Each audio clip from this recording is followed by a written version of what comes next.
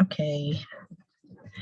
Selamat malam semuanya. Welcome to my class. Thank you so much sudah bersedia untuk mengikuti kelas ini, untuk bersama-sama mengupas tuntas tentang fake orgasm.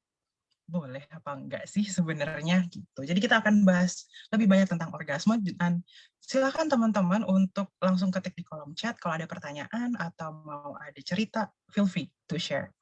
Begitu. Sebelumnya, aku mau kenalan dulu. Hai, nama aku Ica, nama lengkapnya Graciela Felicia. I am a psychology student, mahasiswa semester 6 saat ini, dan biasanya aku itu lebih sering berkecimpung di dunia konseling. Jadi I am a peer counselor, lebih sering menjadi seorang konselor, tapi sekarang meleset jadi educator di Sicilism. Jadi sekarang lagi nyebur dunia yang baru untuk mengajar pendidikan seksual yang komprehensif kepada teman-teman di sini semuanya. That's sedikit tentang aku. Dan berhubung ini kelasnya online, teman-teman, aku punya aturan main nih di kelas. Jadi, kalau misalnya aku bilang gitar, teman-teman tolong ketik jreng di kolom chat ya. Kalau aku bilang gitar, tolong ketik jreng di kolom chat. Kenapa?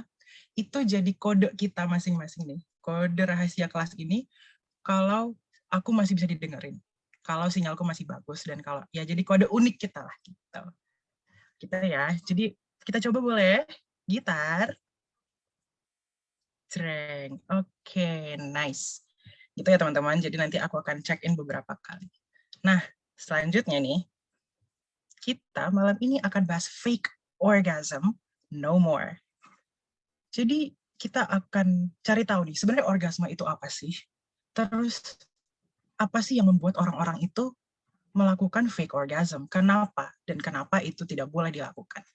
Gitu ya. Dan sebagai overview, hari ini kita akan bahas orgasm, fake orgasm, and how to stop faking it. Di orgasm kita akan memahami orgasme pada pria dan wanita, mengapa orgasme itu terasa nikmat, kemudian kita akan bahas juga sexual response cycle, dan apa manfaat orgasme dalam kehidupan kita. Kita juga akan bahas fake orgasm, di mana kita akan cari tahu definisi dan awal mula fake orgasm itu terjadinya gimana, dan faktor-faktor penyebab terjadinya fake orgasm. Dan yang terakhir, kita akan cari tahu gimana cara menghentikan fake orgasm. Itu adalah gambaran rangkaian kelas kita malam hari ini. Tapi sebelum mengupas tuntas lebih lanjut, aku mau tahu dulu dong teman-teman. Pandangan teman-teman tentang orgasm itu tuh sebenarnya apa sih? Nah, di sini aku punya polling. Apakah sudah muncul di screen teman-teman? Coba bilang jreng dong, gitar. Udah, oke. Nah, silakan teman-teman isi. Menurut teman-teman, seberapa penting sih orgasme itu dalam hubungan seks, dan apakah orgasme menjadi penentu dalam kepuasan hubungan seksual? Udah muncul kan ya? Nah ya, ini sudah ada yang bergerak. Oke. Ada yang masih bingung, ada yang menjawab enggak dong, enggak jadi penentu. Oke, kita tunggu. Sudah ada 5 orang yang menjawab. Kita tunggu 10 detik lagi. Oke, apa di sini sudah semuanya menjawab? Udah ya, ini udah sepertinya sudah. Oke. Kita end pollingnya. Jadi teman-teman, ternyata teman-teman di sini menganggap bahwa orgasme itu masih ada nih, ada yang menganggap penting banget 40%. Ini aku share resultnya ya. Nah, ada yang 60% jawab bingung juga. Ada 3 orang yang masih bingung. 2 menjawab penting. Kemudian, apakah orgasme jadi penentu dalam kepuasan hubungan seksual? 3 orang menjawab iya dong. 1 orang menjawab enggak dong. Dan 1 orang lagi jawab masih bingung. Nah, marilah kita bersama-sama meluruskan kebingungan-kebingungan kita ini dengan mencari tahu orgasme itu sebenarnya apa sih. Ini layar screenku masih kelihatan ya? Udah kelihatan definisi orgasme? Oke. Nah, jadi teman-teman, orgasme itu menurut Barry Komisaruk, seorang sexologist, dia bilang gini, orgasm is a very complex function that involves the whole autonomic system and a huge amount of brain activity. Jadi, orgasme itu sangatlah kompleks yang melibatkan seluruh sistem otonomi tubuh kita dan sebagian besar aktivitasnya itu terjadi di otak. Begitu. Dan menurut Cambridge Dictionary, orgasme itu adalah the moment of greatest pleasure and excitement in sexual activity. Jadi kuncinya dalam orgasme adalah greatest pleasure dan excitement. Kepuasan dan kesenangan paling besar dalam aktivitas seksual. Itu adalah definisi orgasm. Nah, selanjutnya nih teman-teman. Gimana sih sebenarnya manusia itu bisa mengalami orgasme? Kan bingung ya, kayak dia bisa enak tuh dari mana sih datangnya. Nah, malam ini aku ada video nih yang bisa jelasin gimana orgasme itu pada perempuan dan laki-laki. Yang pertama kita lihat yang perempuan dulu ya.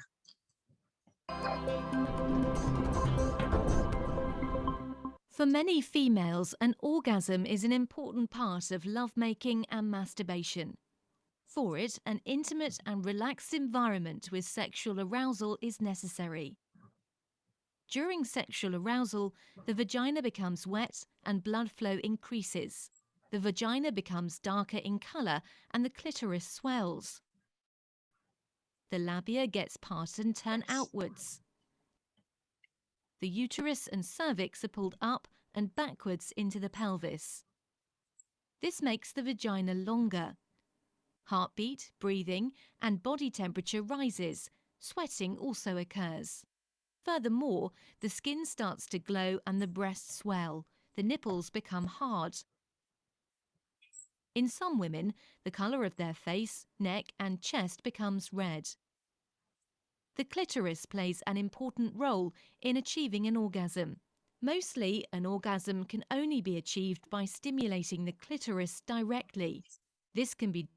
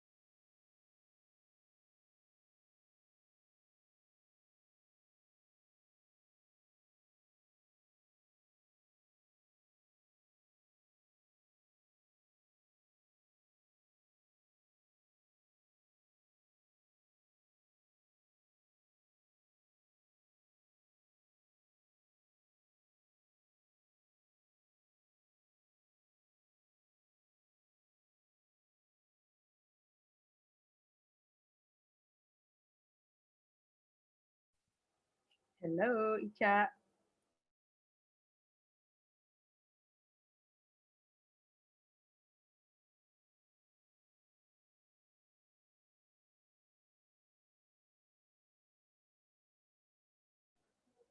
Oke. Sorry banget ya teman-teman, ini kayaknya ada kesalahan teknis dari speaker kita.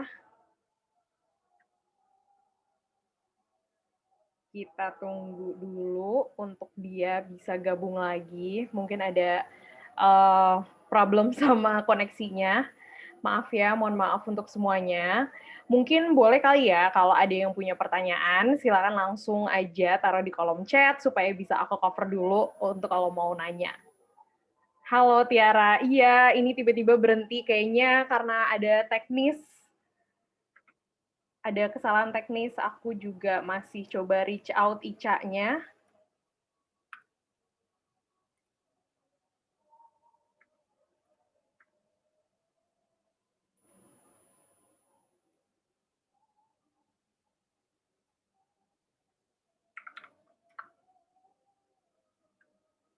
Mungkin kalau ada yang punya pertanyaan boleh ditaruh di chat dulu kali ya, supaya kita bisa tanya jawab dulu sambil nungguin Ica-nya datang.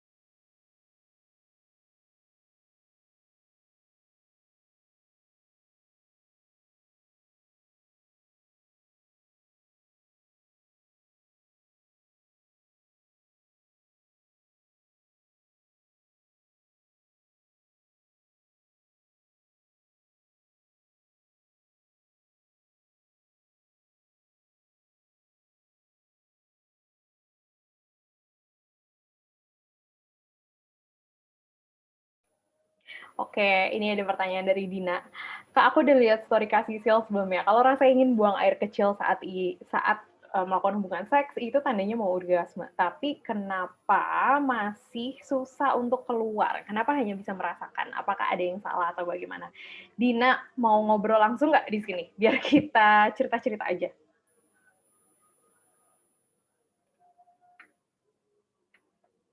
Coba boleh dijelaskan lagi rasanya tuh kayak gimana sih? Karena ini bisa jadi seseorang yang rasanya tuh emang mirip-mirip dengan kalau lagi di jalan. Rasanya tuh emang mirip-mirip dengan kayak mau pipis, tapi sebetulnya bisa jadi itu bukan pipis yang keluar, betul.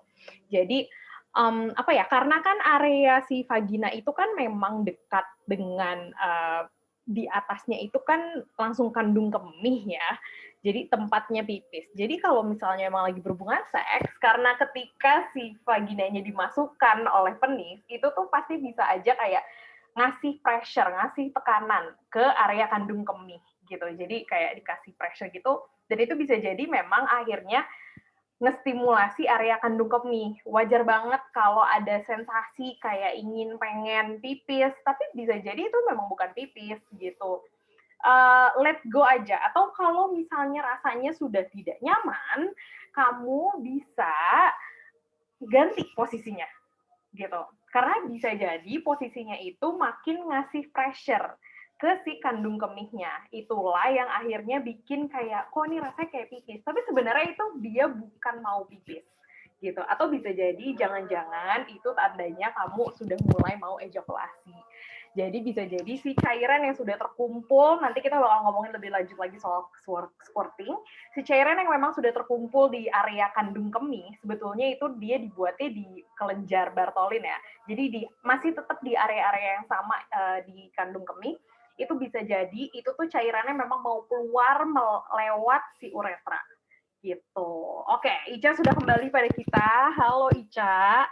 Halo, maaf banget teman-teman, mohon maaf. Rumah saya tuh di hutan, jadi sinyalnya agak-agak keluar gitu. Dan tadi mati lampu, jadi maaf banget teman-teman. Tadi kita sampai di video orgasmenya perempuan ya. Kita sambung ya, dikit-dikit lagi. Boleh. Maaf banget nih. Oke, ini udah kelihatan kan ya? Share screen. Baik, aku fullin dulu. Oke deh. Sebentar. Tadi kayaknya bau-baunya bahas squirting ya. Nanti kita akan kulik lagi pas diskusi si squirting ini. Oke. Tadi kita sudah sampai di sini. Around the anus and urethra contract forcefully. Stimulation of the wall of the vagina and the clitoris. An orgasm happens at the peak point of arousal. The lower part of the vagina, the vaginal wall, the uterus and the sphincters around the anus and urethra contract forcefully and rhythmically. These contractions last for 1 to few seconds. The initial contractions are the most intense. Afterwards, the interval becomes longer progressively. In general, a woman can have about 10 to 15 contractions, which last from several seconds to a minute altogether. During the sexual climax, heavy sweating, goosebumps, and muscle contractions in hands and feet can occur. Some women also make noises as expression of pleasure. After the orgasm, a feeling of relaxation predominates. An orgasm is a very personal experience, with or without a partner. Some women prefer to be alone after an orgasm. Others are still so aroused that they can have another orgasm. This is called multiple orgasms. Oke, nah itu dia orgasme pada perempuan. Nah, sekarang kita lanjutin ke yang laki-laki.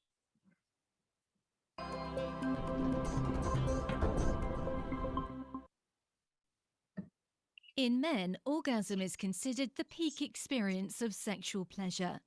As a man becomes sexually aroused, the blood gets pulled up in the erectile tissue of the penis. It leads to the erection of penis. The more intense is the arousal, the more erect will be the penis. As arousal continues, the penis cap swells. Muscular tension, heart rate, and blood pressure increase, and breathing becomes heavier. At this point, scrotum tightens and testes start to leak fluid. This fluid is known as precum and contains alive sperms. Precum also intensifies arousals and serves as lubrication. As orgasm approaches, body movements such as thrusting becomes rapid. The blood pressure, heart rate, and breathing reach their peaks. Intake of oxygen also increases. When orgasm is reached, muscles of hands and feet begin to spasm. Then, suddenly, forceful release of sexual tension occurs. During the climax, rhythmic contractions of the muscles at the base of the penis occur. This results in the ejaculation of semen. Furthermore, flushing due to sex may appear all over the body. After orgasm, the body gets relaxed. A deep sense of relaxation, enhanced intimacy, and fatigue usually prevails. The penis returns back to its normal size and colour, along with other parts of the body. Before men can reach another orgasm, they need rest time to restore. This restoring time, also called refractory period, vary in duration and length among men.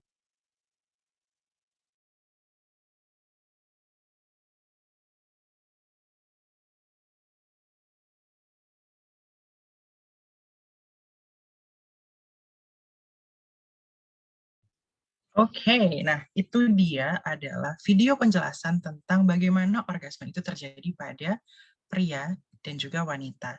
Nah, perempuan dan laki-laki, pria dan wanita itu memiliki cara orgasme yang berbeda. Itu terlihat dari gimana tubuhnya merespon, kemudian organ-organ apa saja yang bekerja, tapi siklusnya atau rangkaian respon terhadap rangsangannya itu sama. Nah, ini bisa dipahami dengan sexual response cycle. Ini merupakan teori oleh Masters dan Johnson, seorang pasangan peneliti yang berkecimpung di dunia penelitian seks. Mereka meneliti banyak sekali orang untuk mengetahui cara kerja orgasme itu seperti apa. Begitu. Nah, dalam penelitiannya, Masters dan Johnson ini menetapkan ada 4 hal atau 4 fase yang terjadi ketika tubuh itu sedang melakukan hubungan seksual. Nah, yang pertama itu adalah fase excitement. Pada fase ini, tubuh itu ditandai dengan ciri-ciri detak jantung dan tekanan darah yang meningkat, nafasnya lebih cepat, kemudian puting mengalami ereksi, ada lubrikasi pada vagina, dan labia majoranya merekah. Tadi seperti yang di video yang pertama, itu terlihat bahwa vaginanya itu seperti memanjang dan kemudian merekah ya, dan payudara membesar, dan penisnya pun mengalami ereksi pada laki-laki, terjadi testisnya membesar, skrotumnya mengencang, dan kemudian terjadi precum. Ini adalah fase excitement. Fase ini terjadi ketika sudah dua-duanya nih baik cewek ataupun cowoknya sudah merasa terangsang. Ini adalah fase pertamanya. Begitu. Kemudian ada fase yang kedua, yaitu fase plateau. Pada fase ini, otot itu semakin menegang. Jadi ini lanjutan dari fase excitement-nya. Jadi ini sudah makin naik, makin meningkat. Detak jantung dan ritme nafasnya semakin meningkat juga. Kemudian klitoris akan masuk ke dalam clitoral hood. Jadi tadi ada fase yang bagian vaginanya itu, di klitoris itu dia akan naik ke dalam, ke clitoral hood-nya untuk mempersiapkan penetrasi. Jadi biar nggak kesenggol, klitorisnya itu akan naik sendiri. Gitu. Dan kemudian testis juga akan tertarik ke dalam skrotum dan biasanya terjadi muscle spasm. Muscle spasm itu adalah kejang. Jadi di sini udah mulai ada kontraksi otot yang semakin intens. Dan puncaknya adalah orgasm. Pada orgasm, kita akan kontraksi ototnya semakin jadi semakin, makanya ada orang yang mengalami kejang waktu orgasm. Detak jantung, tekanan darah, dan ritme nafas itu berada pada puncaknya. Di situ orang udah mulai ngos-ngosan, dan ada release ketegangan otot. Jadi setelah tadi naik terus, baru dia release. Kemudian otot vagina dan uterus akan mengalami kontraksi berulang. Tadi di videonya juga ditandai ada beberapa titik-titik itu, kalau diperhatiin, itu akan berkontraksi. Itu yang menyebabkan kita merasakan adanya orgasm. Dan pada laki-laki, bagian bawah penis mengalami kontraksi, itu yang menyebabkan adanya ejakulasi semen atau sperma. Gitu. Dan setelah fase orgasme ini, fase puncaknya ini, orang akan mengalami resolution atau fase udah mulai turunnya lagi nih siklusnya. Jadi tubuh perlahan akan kembali ke fase awal di mana detak jantung, tekanan darah, dan ritme nafas itu mulai stabil lagi. Dia mulai oke, kita pelan-pelan lagi, mulai ngatur nafas lagi, kemudian muncul perasaan well-being, perasaan seneng, udah tenang, lega, ada intimasi juga, karena di situ tubuh kita melepaskan hormon-hormon, ada endorfin, ada oxytocin, ada dopamin juga, yang menyebabkan kita merasa senang, merasa bahagia, terus ada oxytocin yang itu adalah cuddling hormone, makanya orang juga pengen jadi makin nempel sama pasangannya kalau dia melakukannya sama pasangan. Tapi ada juga fatigue atau pusing. Saking intensnya nih orgasmenya, tadi kan udah sampai bergetar gitu, dia sampai pusing. Dan pada pria khususnya itu terjadi refractory period, yaitu adalah waktu jeda di mana pria tidak dapat terangsang atau merasakan stimulasi seksual selama beberapa saat. Inilah yang tadi dibilang di video yang kedua itu, selama refractory period ini atau masa jeda ini bisa terjadi dalam hitungan menit ataupun bisa dalam hitungan 1 harian, tergantung orangnya, tiap orang itu beda-beda. Dan lamanya seseorang mengalami orgasme pun berbeda, dan umumnya lebih lama pada perempuan. Jadi pada laki-laki orgasme itu terjadi sekitar hanya 10-30 detik. Orgasme itu senang-senangnya itu cuma setengah menit pun nggak nyampe kadang. Tapi kalau pada perempuan bisa dari 15-55 detik, jadi bisa sampai 1 menit. Dan perempuan itu bisa mengalami multiple orgasm. Jadi ini akan kita pahami di slide yang berikutnya. Nah, ini adalah grafiknya, grafik sexual response cycle. Grafik yang berwarna merah itu adalah yang laki-laki. Jadi kalau teman-teman lihat, ini fase excitement, dia naik. Sebentar, aku pakai ini deh. Nih.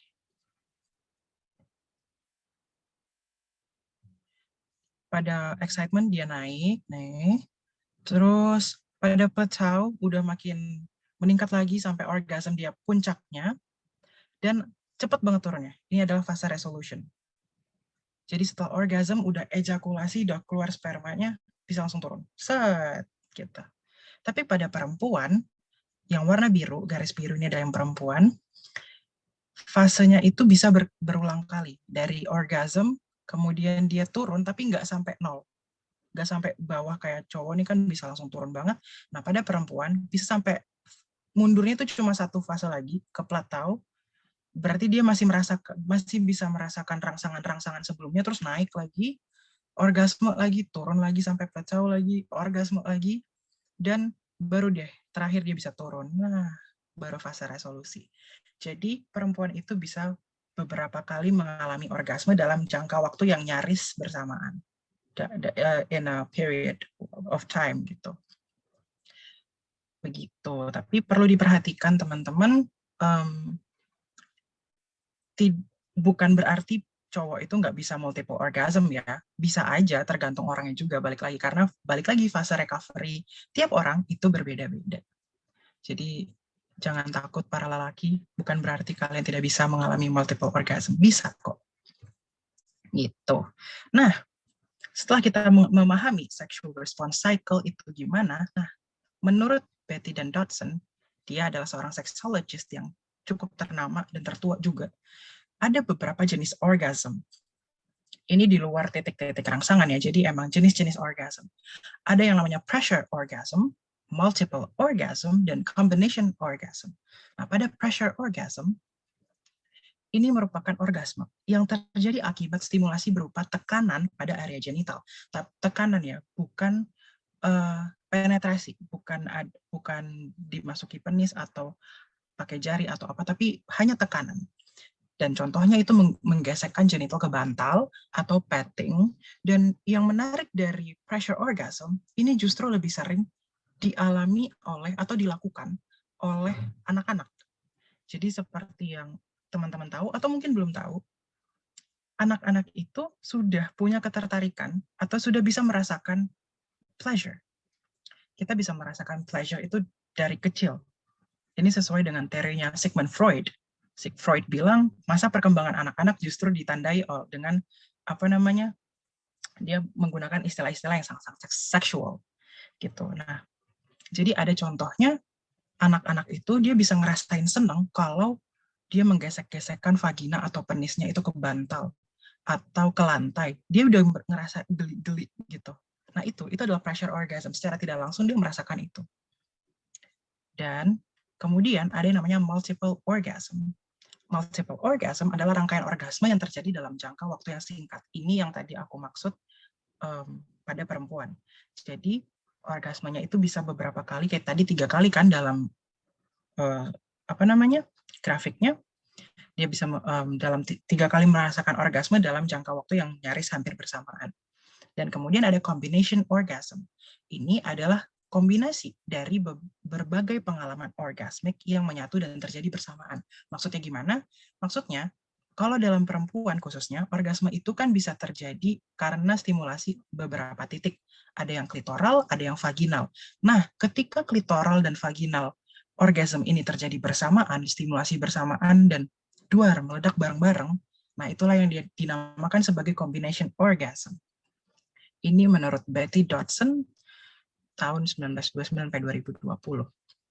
Gitu. Dan perbedaannya lagi, untuk semakin memahami jenis-jenis orgasm atau titik-titik rangsangannya ada apa aja, pada perempuan kita mengenal nih, kayak tadi aku sebutin ada vaginal orgasm dan clitoral. Ini berdasarkan area yang distimulasi. Kalau vaginal orgasm berarti jelas yang distimulasi adalah atau yang dirangsang adalah vaginanya. Vagina itu bagian yang ini, bagian dalam. Dan klitoral adalah bagian ujungnya. Nah, kalau teman-teman perhatikan di sini ada beberapa tempat yang di-highlight, ada yang klitoris, G-spot, A-spot, dan O-spot. Aku akan kasih penjelasan singkat aja. G-spot itu letaknya di sini. Ini titik merah itu letaknya sedikit di ujung, di depan area lubang vagina, tapi di dekat pubic bone, di dekat tulang pubic. Jadi ini agak di atas gitu. Ini adalah titik yang paling depan. Itu adalah G-spot. Dan walaupun namanya spot, dia bukan berarti satu titik itu aja, tapi itu merupakan area. Jadi tiap orang itu bisa beda-beda. Jadi tidak ada tolak ukur yang pas untuk G-spot itu tuh pas di sebelah kanan atas vaginamu. Enggak, belum tentu. Tapi yang bisa digambarkan dari G-spot ini adalah ini areanya. Jadi kalau mau merasakan G-spot yang distimulasi adalah area dekat sini. Nah, kemudian ada A-spot. A-spot itu letaknya sudah dekat cervix atau leher rahim, tapi lebih dekat ke bladder. Bladder ini kandung kemih. Jadi sudah dia dekat ke leher rahim tapi agak di depan dan di dekatnya kandung kemih. Beda dengan O-spot. O-spot ini ada di belakangnya, lebih dekat ke rektum. Jadi lebih dekat ke bagian anus. Begitu. Dan both O-spot dan A-spot itu letaknya memang dekat ke cervix.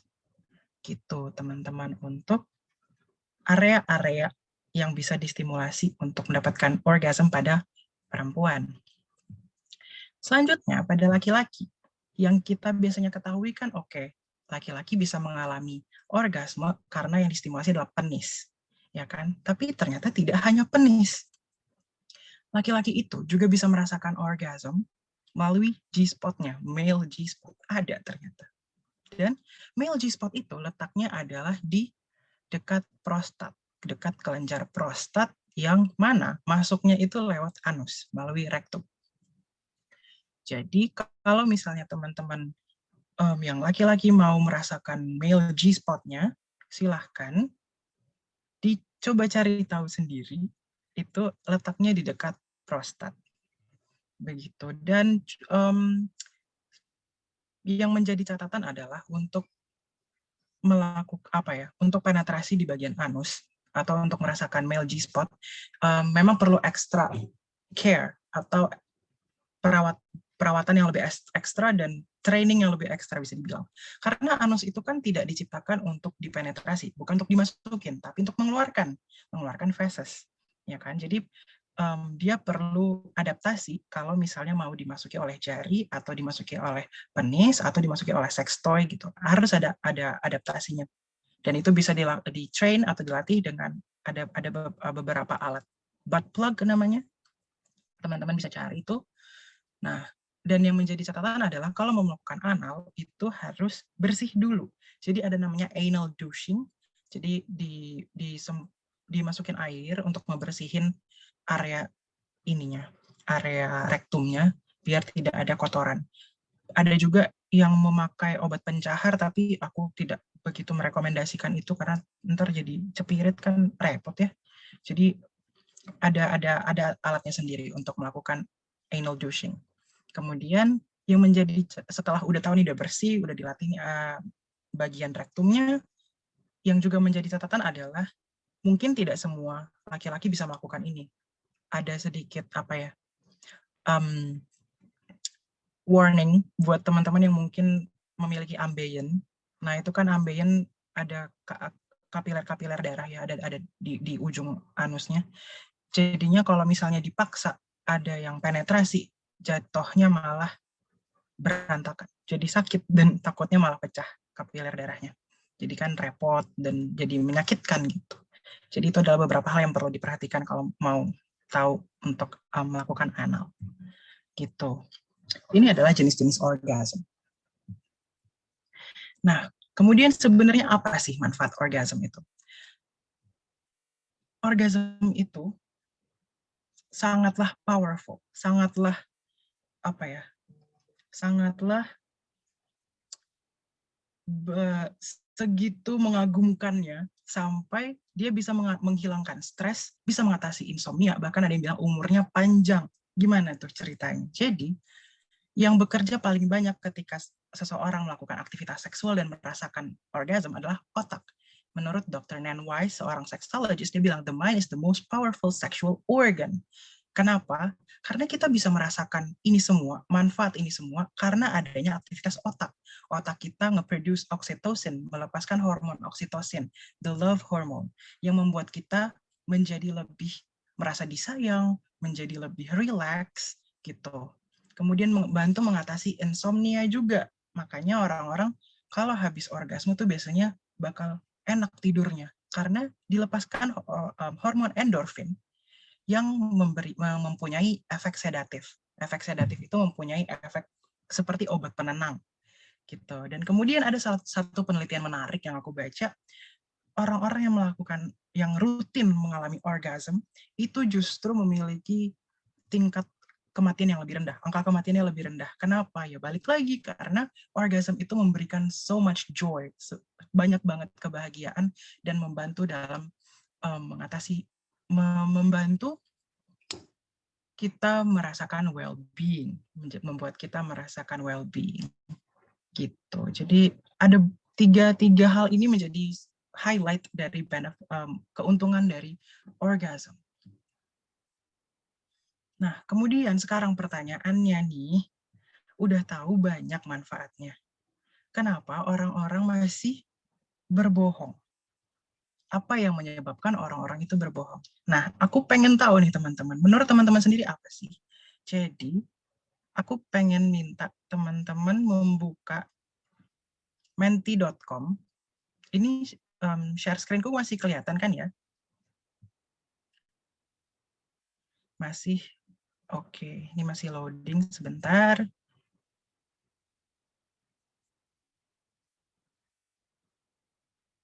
Oke, apakah share screen-ku yang Mentimeter sudah kelihatan?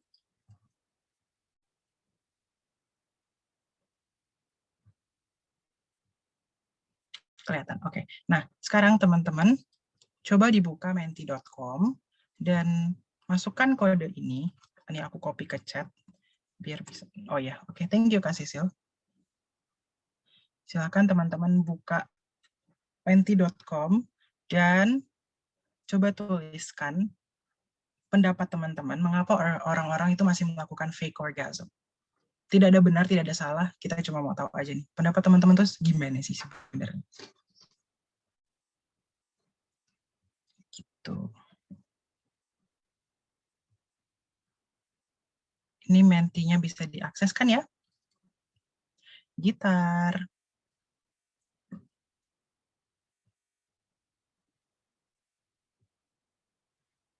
Oke.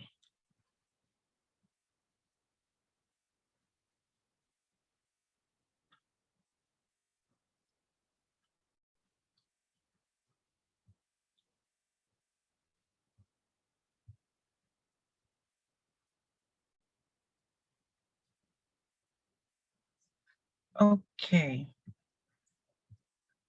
Ada kesulitan untuk buka mentinya ya, teman-teman? Oke.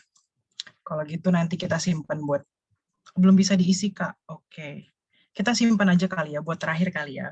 Kita lanjut aja dulu. Oke. Nah, dari beberapa atau mungkin teman-teman bisa masukin di kolom chat. Kenapa menurut teman-teman orang-orang itu melakukan fake orgasm? Aku mau lihat dari kolom chat aja deh. Coba ada yang ingin berpendapat? Kira-kira apa sih yang membuat orang-orang itu melakukan fake orgasm?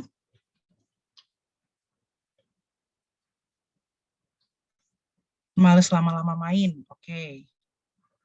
Sibuk, capek.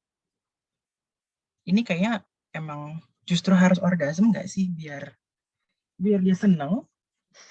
Mungkin mau bikin senang, oke. Menurutku biar partner lebih happy aja. Oke. Ada lagi yang mau berpendapat, teman-teman?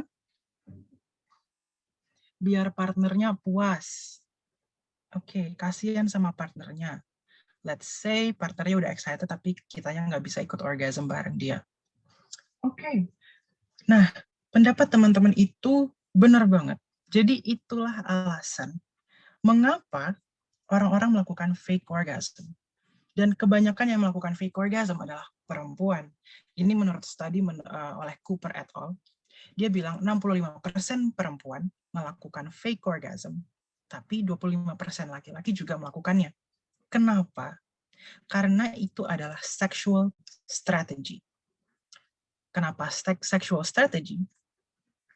Ini adalah strategi yang dilakukan pasangan untuk coping atau untuk mengatasi tekanan yang dia alami untuk mencapai orgasm. Ini terjadi ketika kita meletakkan orgasm sebagai kunci atau sebagai hal yang harus dicapai ketika melakukan hubungan seksual. Akhirnya menjadi tekanan. Gitu teman-teman. Dan inilah strategi yang digunakan oleh orang-orang yang melakukan fake orgasm. Dan ini sudah dilakukan tuh sejak lama banget. Sudah dilakukan sejak era Victorian, jadi tahun 1800-an sampai 1900-an di area Victoria itu di Inggris. Menurut Robinson tahun 1917. Jadi ini bukan hal yang baru. Ini hal yang lama banget dan dilakukan memang kalau pada era itu untuk memuaskan suaminya, karena pada zaman dulu pasti budaya patriarki masih sangat-sangat kuat, jadi perempuan emang di istri gitu kan emang untuk memuaskan suami. Nah, biar nggak diapa-apain atau biar bisa memuaskan suami, dilakukanlah si fake orgasm ini.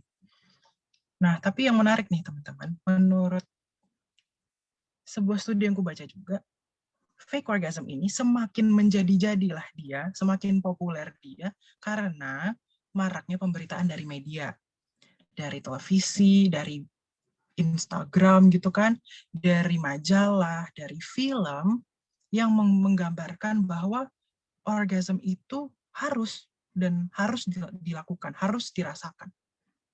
Kunci dari hubungan seksual. Sehingga masyarakat itu jadi membandingkan.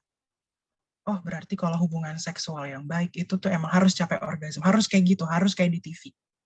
Sehingga menciptakan unrealistic expectations bagi masyarakat. Dan ini menurut Andy Warhol, sex is more exciting on the screen and between the pages than between the sheets.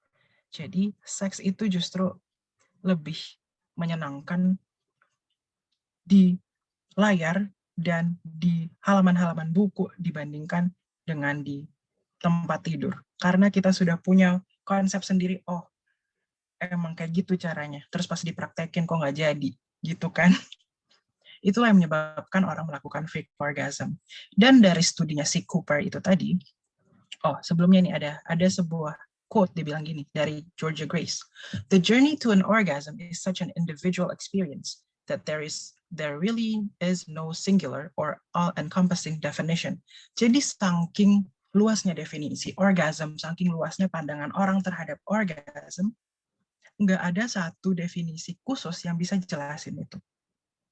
Jadi tidak ada, walaupun tadi aku bahasnya dari Cambridge Dictionary menurut pandangan seorang peneliti, tapi akhirnya orgasm ini dikembalikan lagi kepada individu masing-masing.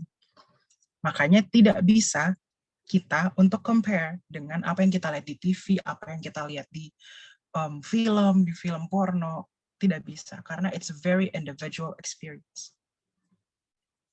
Nah, dari penelitiannya Cooper et al. Tahun 2013, dia bilang gini, ada 4 alasan orang melakukan fake orgasm, dan ini khususnya pada perempuan ya.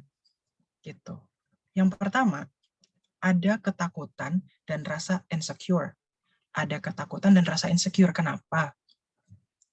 Karena ada bayangan takut disangka memiliki kelainan fisik dan psikis. Jadi kalau nggak bisa orgasm berarti aku nggak normal, aku kelainan, aku aseksual, atau anorgasmic, gitu. Langsung ada bayangan itu. Makanya dia merasa, oke, aku harus fake orgasm. Kemudian, takut tidak bisa memuaskan pasangan. Takut akan kehilangan pasangan dan membandingkan diri dengan situasi yang tidak realistis. Ini yang menyebabkan insecurity-nya.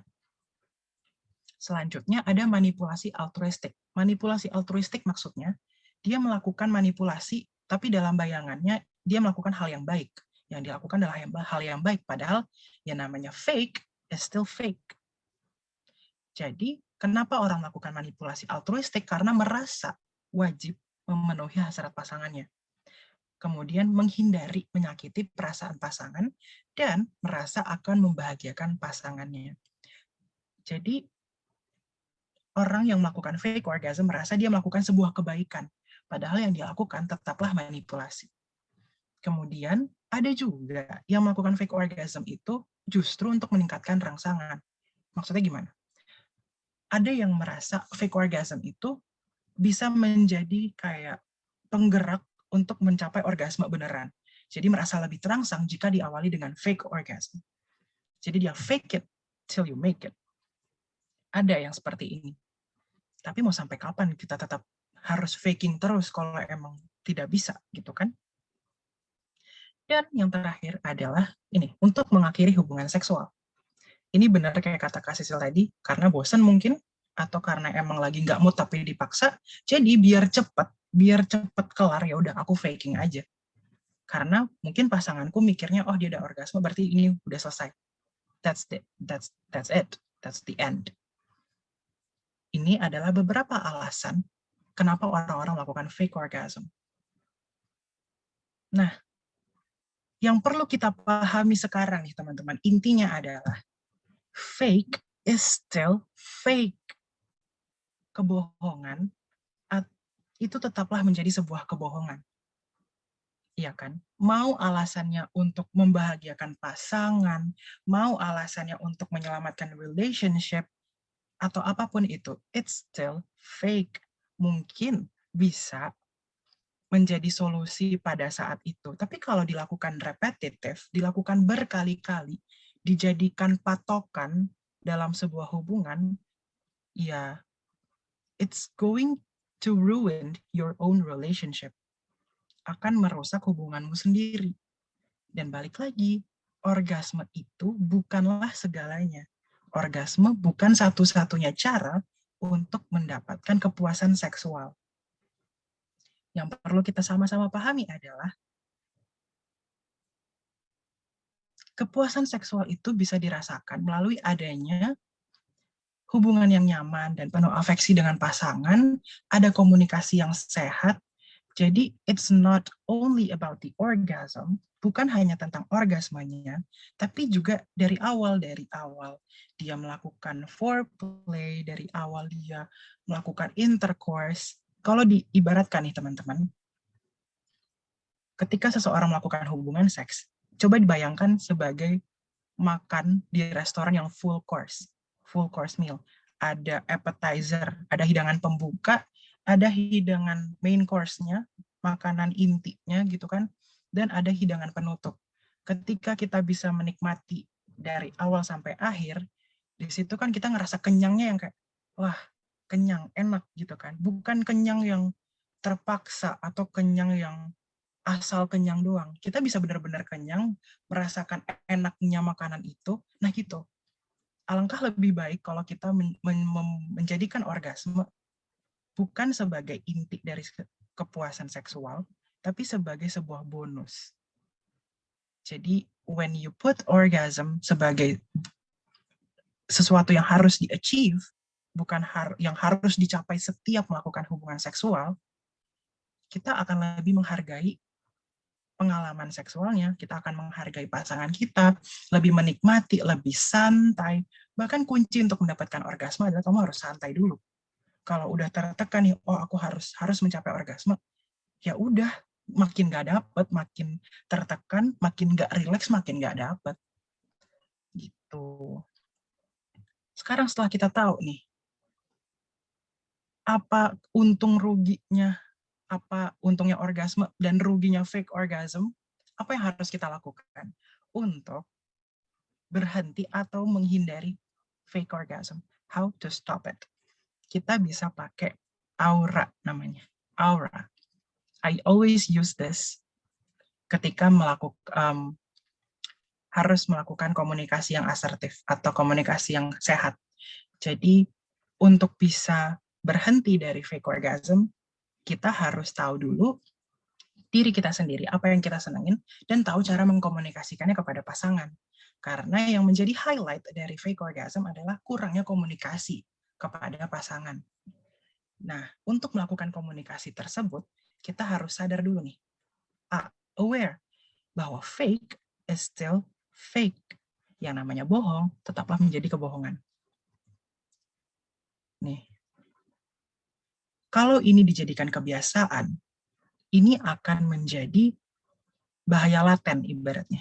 Akan merusak hubungan dengan pasangan. Kalau dibiarin terus-menerus. Jadi kita harus sadar, okay, faking is not good. Fake is still fake. Kemudian setelah kita sadar, kita harus pahami juga bahwa kalau aku tidak mencapai orgasme atau pasanganku tidak mencapai orgasme, itu nggak apa-apa. Tidak perlu saling menyalahkan. Karena yang harus kita garis bawahi adalah kita harus menikmati the whole process.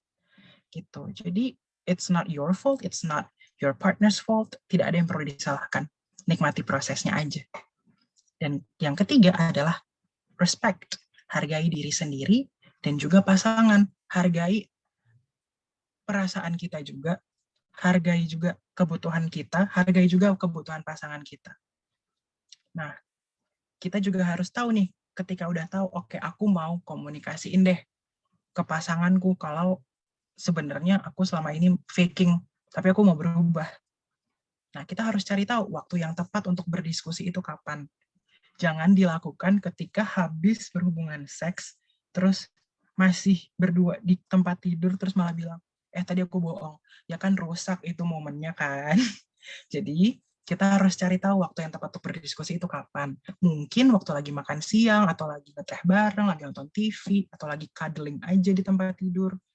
Nah, itu bisa dijadiin waktu. Kemudian, mulailah percakapannya dengan mengapresiasi pasangan. Jadi pas ngobrol pun dengan pasangan, jangan langsung duar gitu, jangan langsung ditembak. Kemarin tuh aku bohong tahu. Masa kayak gitu? Harus mulus masuknya. Jadi mulailah dengan mengapresiasi pasangan. Bisa dibilang kayak, aku seneng loh kalau kamu itu peluk aku kalau kita habis berhubungan seks. Aku suka kalau kita cuddling. Tapi sebenarnya aku mau jujur, aku kemarin kurang puas sebenarnya. Nah, itu kan lebih mulus gitu loh. Sugar coated.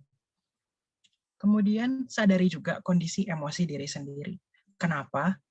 Kita kalau mau melakukan komunikasi asertif harus bisa sadar, fully aware dengan our own emotions. Pastikan ketika kita mau berdiskusi, kita dalam keadaan tenang, dalam keadaan rileks, bukan dalam keadaan tertekan atau keadaan cemas.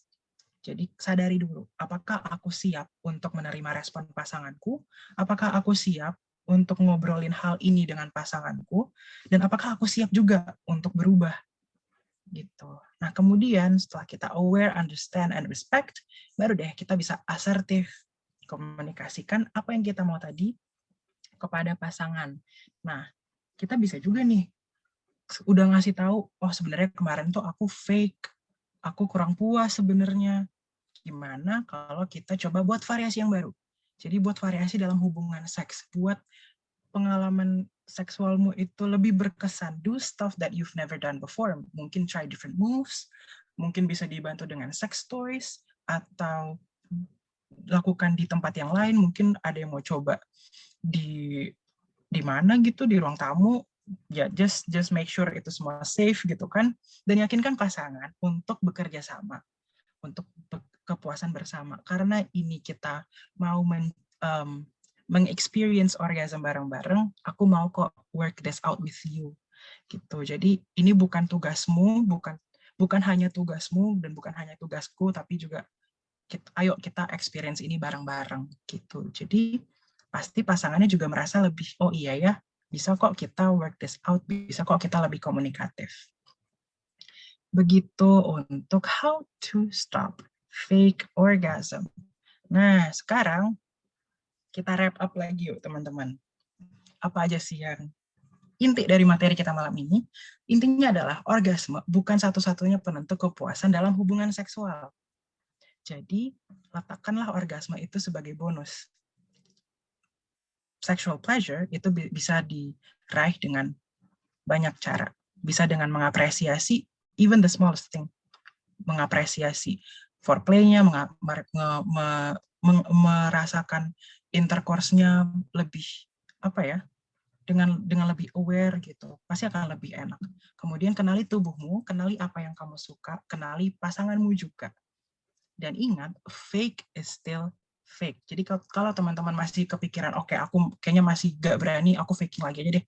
No, fake is still fake. Dan ketika siap untuk mengkomunikasikannya, remember your aura. Sekian teman-teman materi malam hari ini. Terima kasih sudah mendengarkan sampai akhir, dan ini aku ada rekomendasi satu film, film lama tahun 89 itu When Harry Met Sally. Mungkin teman-teman yang bingung fake orgasm itu kayak gimana, silakan tonton film ini di Netflix, aku rasa ada, dan coba cari scene yang dia di restoran. Itu adalah gambaran dia melakukan fake orgasm. And Thank you so much.